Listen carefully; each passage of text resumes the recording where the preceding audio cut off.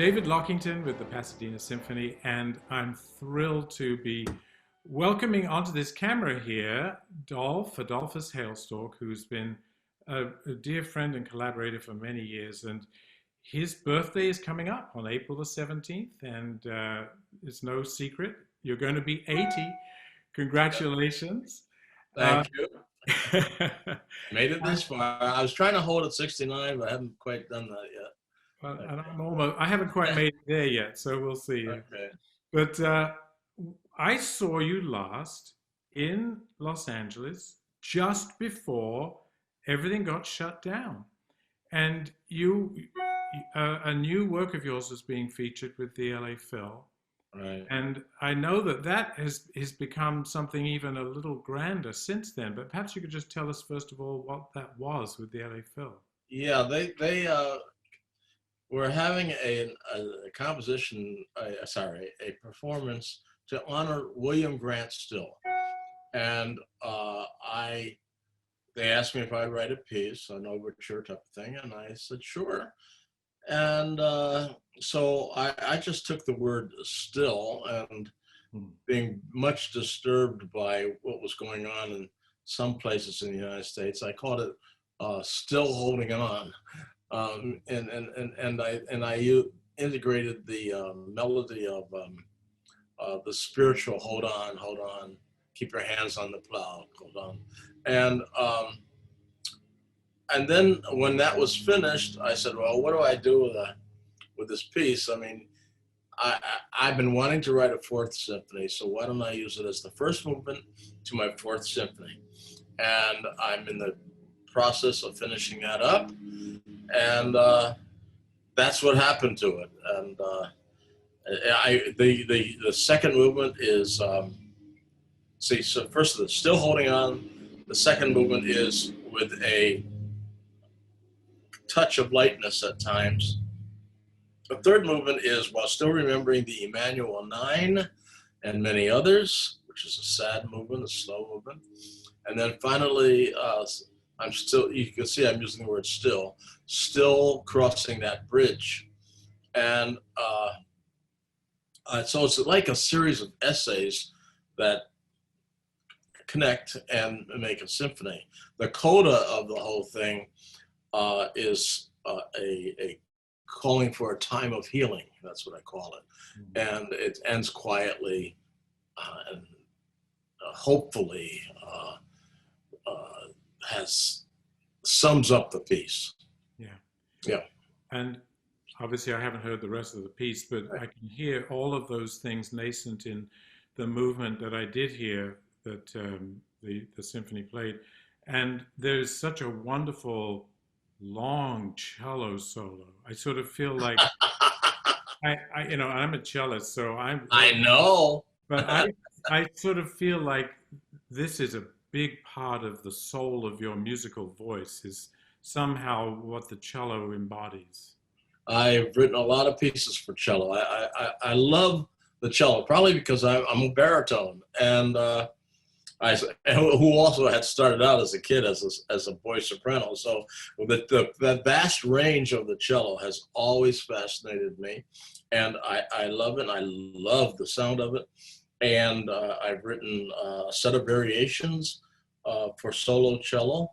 I've written a piece called Fantasy, Elegy, and Caprice for cello and orchestra or piano, whatever.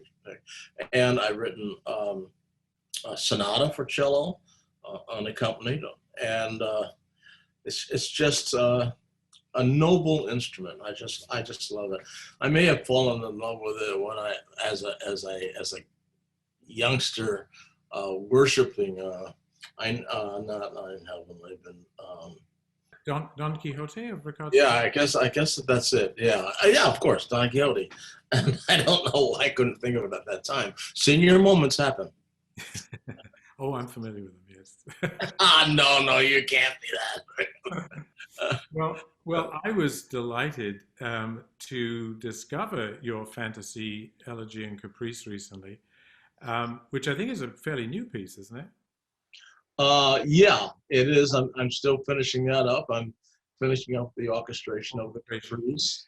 Well, later on in this little interview, we'll play the recording I made of it with Gabriel Martinez just recently in Pasadena That's nice. of the elegy, which Uh-huh. is just an extraordinary movement. The cello, it has a very minimal part. It's like the melodic glue that holds together this deeply expressive piano. It feels almost like a piano fantasy, actually, in the second movement there. But it's just a gorgeous, gorgeous piece. And then I'm remembering a wonderful overture you wrote for the Grand Rapids Symphony the last year that I was there, based on Hercules. This was a chef of Washington's, a slave of Washington's. That's right. But the cello has an important role in that. Right. Well, that's because I did know you were a cellist, and so I had to put a cello sonata in there. I appreciated it. a prominent cello part in. So we've got a little clip of Adolphus Hailstork's Hercules overture that he wrote for the Grand Rapids Symphony my last year. And you can hear the hustle and the bustle of life in Pennsylvania, where Hercules was a slave to George Washington and cooking for him.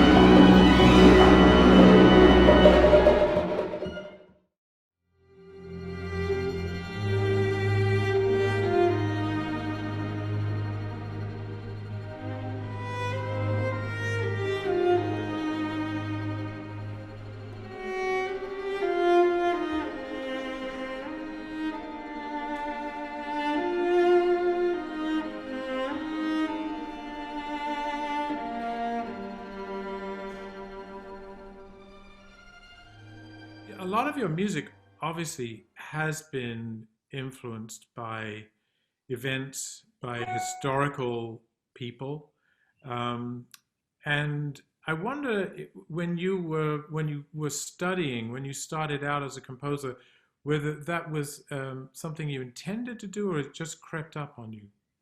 Being a composer? Not being a composer, being a composer who would take themes and who would, make social commentary. Well, that may have come out of my background as a choral singer. When you sing Anglican choral music, as you know, I grew up in the Anglican cathedral, actually. And then when you sing, you're not singing meaningless stuff. You're singing music that is making a statement, that has words that make statements. And that became important. I don't have difficulty writing abstract, but even then when I write abstract, a musical gesture has meaning. I mean, you can make a moment of music sound sad, or you can make a musical movement like the caprice sound happy. Music has all these moods. So I guess the thing I ask is, well, how do these apply to the world in which I live, or ideas that I may have come across, or whatever. It's part of that. The fact is that as a composer, I'm a romantic. And so it's just not throwing notes together for the sake of learning how to count to 12 or something. That's right. Well, actually, it was your choral music that I got to know first. I was asked to put together a Martin Luther King celebration concert in Denver in the end of the 80s. And your music came to me for the first time. And we ended up doing Lift Up Mine Eyes, the cantata for tenor and orchestra. Huh? But in that same package, you sent me Done Made My Vow unto the Lord. And I was so thrilled and excited, really ecstatic about getting to know that piece.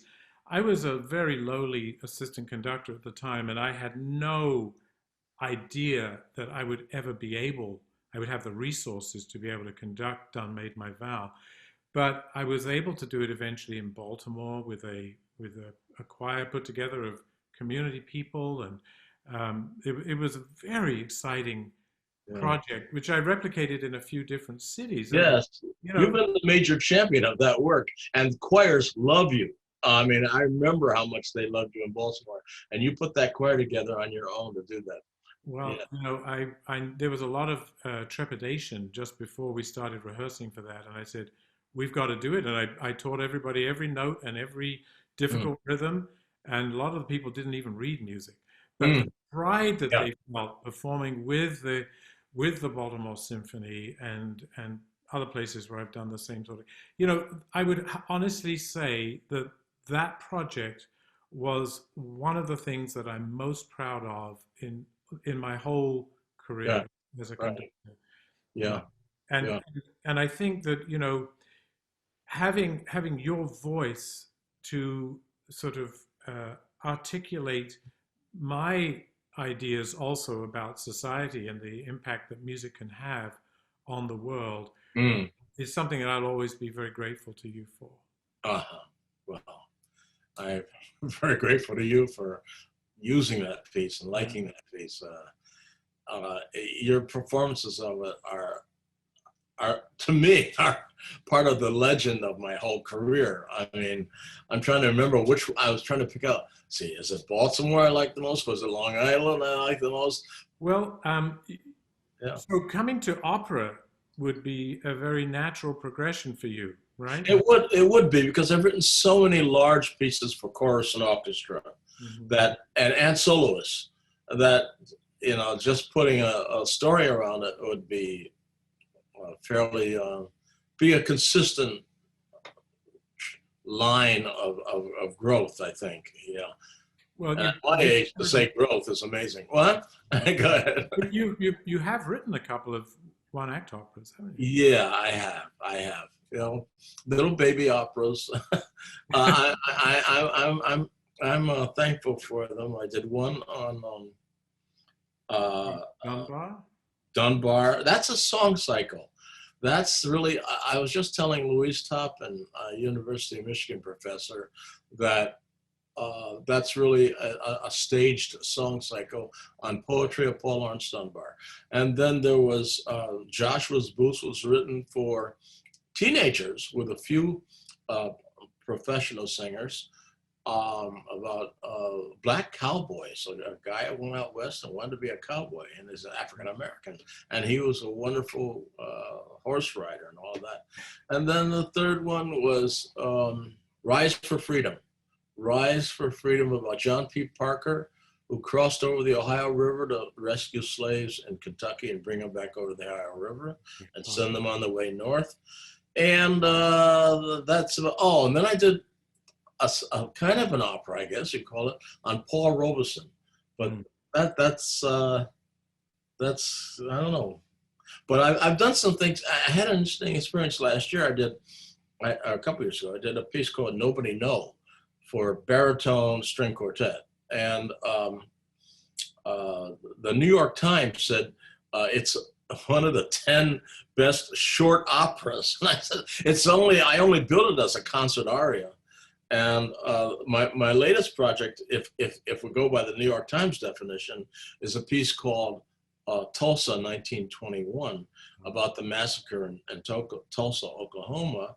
And that's 20 minutes long, and I wonder if the Times is going to call that another short opera. I don't mind. Yeah. You know, it's a significant piece for mezzo and strings, percussion, and harp. Fantastic. So when I think about your symphonies, I think about Beethoven, because we always hear Hailstork's voice, but the style of each symphony is dramatically different, in the same way that Beethoven's symphonies sound like Beethoven, but you can't really say that they have the same kind of framework or any frame of reference that's similar. So we've got a little clip of the end of a movement of your first symphony that we'll play, with the Northwest Sinfonietta, just a part of a rehearsal.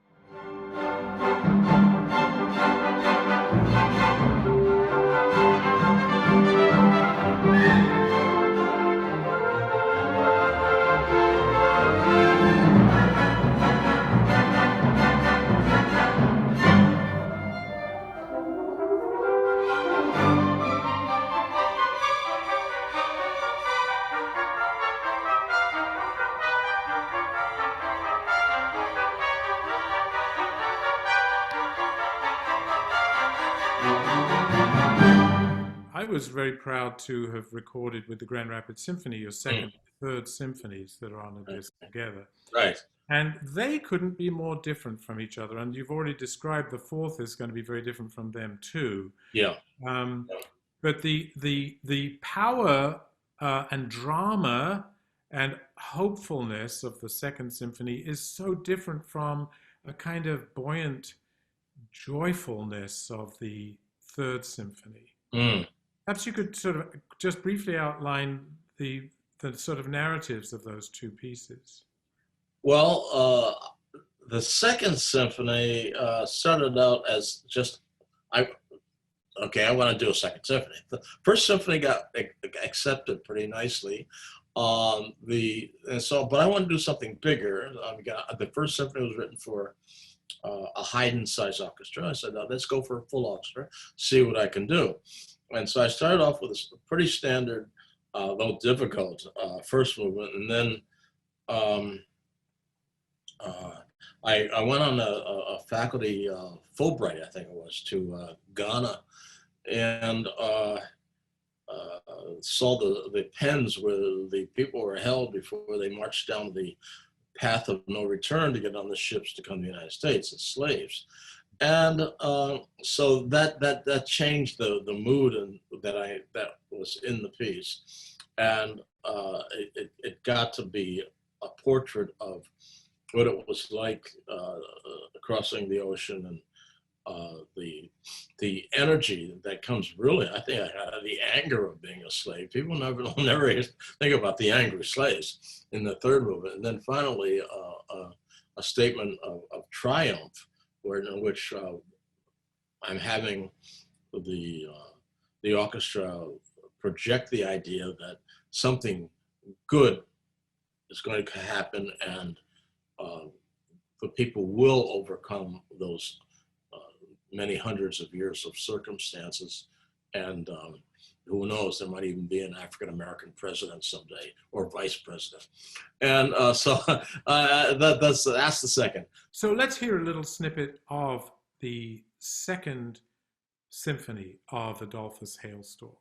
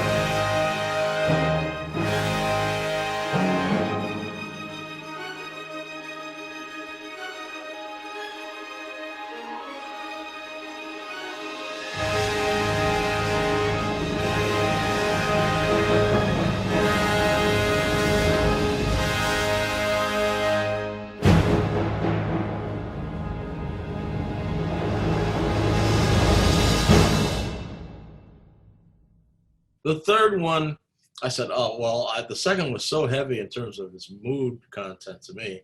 I decided to go for something lighter. At least I like to think it was lighter, but certainly a little snappier in terms of its tone, more just positive statement.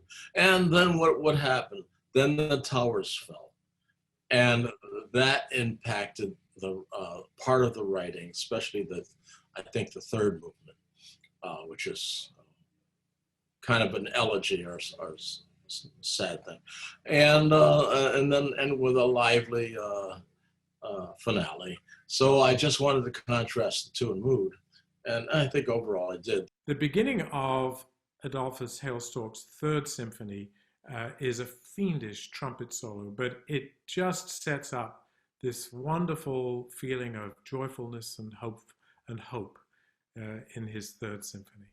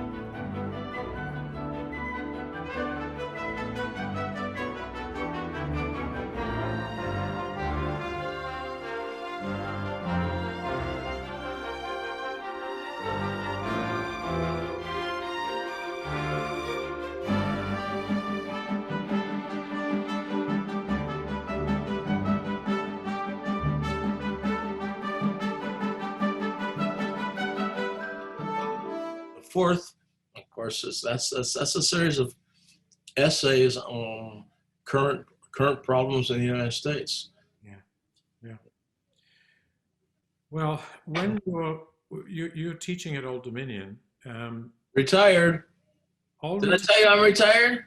You're all retired. I am totally a freelance composer right now, and have I'm on my own. Congratulations. Thank you.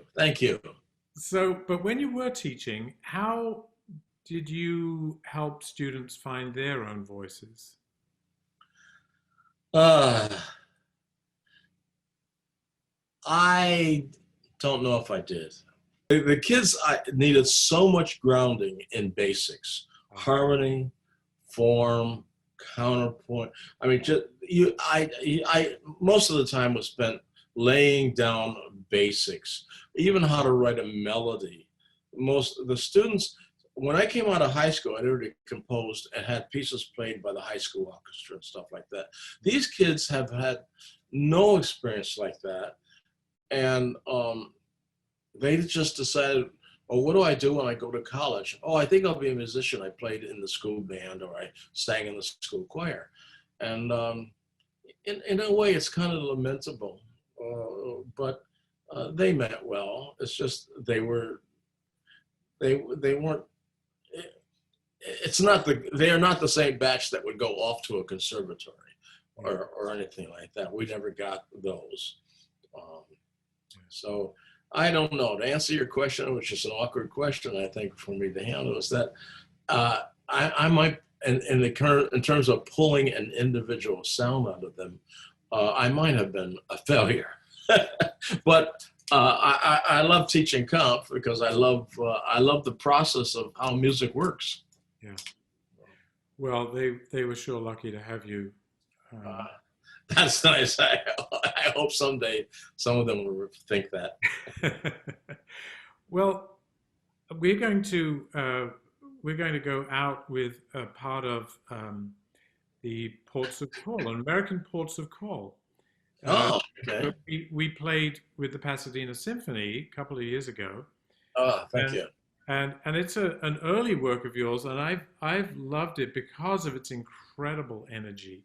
Mm-hmm. And it has a historical sort of feel to it at this point, I think. Perhaps you could just give us a quick little introduction to this. Well, an American port of call is where I live is. I live at one of the greatest seaports on the American continent, certainly the world's largest naval base, and in Norfolk, Virginia. And it would be the equivalent of San Diego on the other side of the state where you live. And the conductor of the symphony at that time asked if he told me he wanted to open up next season with Celebration, a little 3.5 minute fanfare type piece for orchestra that I wrote for the bicentennial. And I said, oh, well, that piece has been played over and over and over again. Let me write you a new one. And I had just, I visited what we call Harbor Festival in downtown Norfolk. They have it every year. And I said, well, here it is. I might as well celebrate what the piece is. The place I live now is made up by its geography. It's all water. You go 100 yards, you're going to hit a body of water because it's the tidewater area and most of it's underwater. And so that's why I wanted to write. I wanted to write an American port, the scene of an American port. And that's what I did. It's kind of jazzy. It's got a nice melody in it. And it's highly energetic. And I may have been thinking about the Port of New York for all I know, but that's how this piece came to be. Wow, it's absolutely fabulous.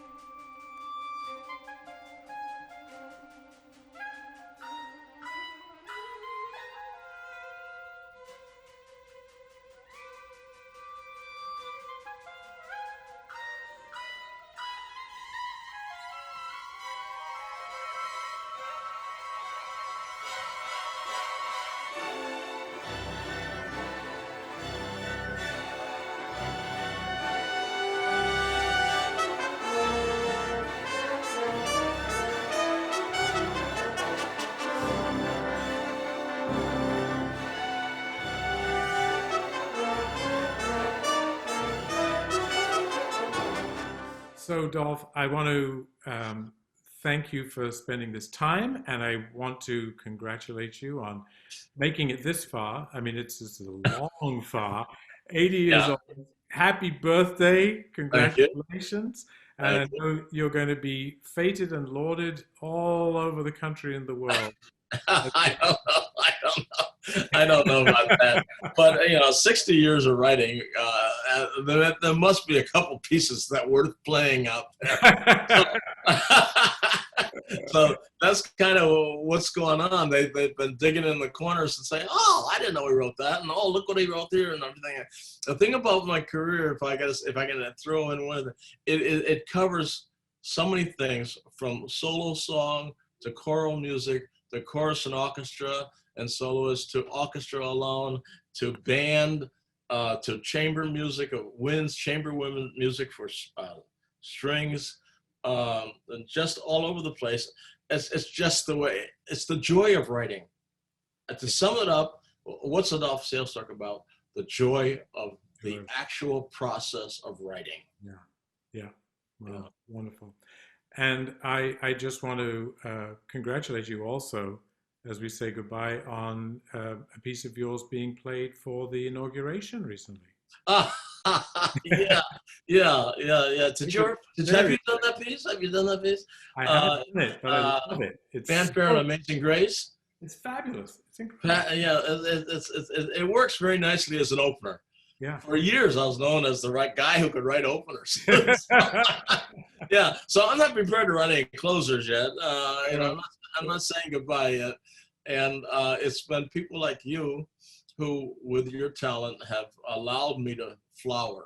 And I appreciate it so much, David. So that's all I have to say. Such a pleasure. Thanks so much, Dolph. Okay. See you soon. Okay. Thank you. Bye-bye. Same here.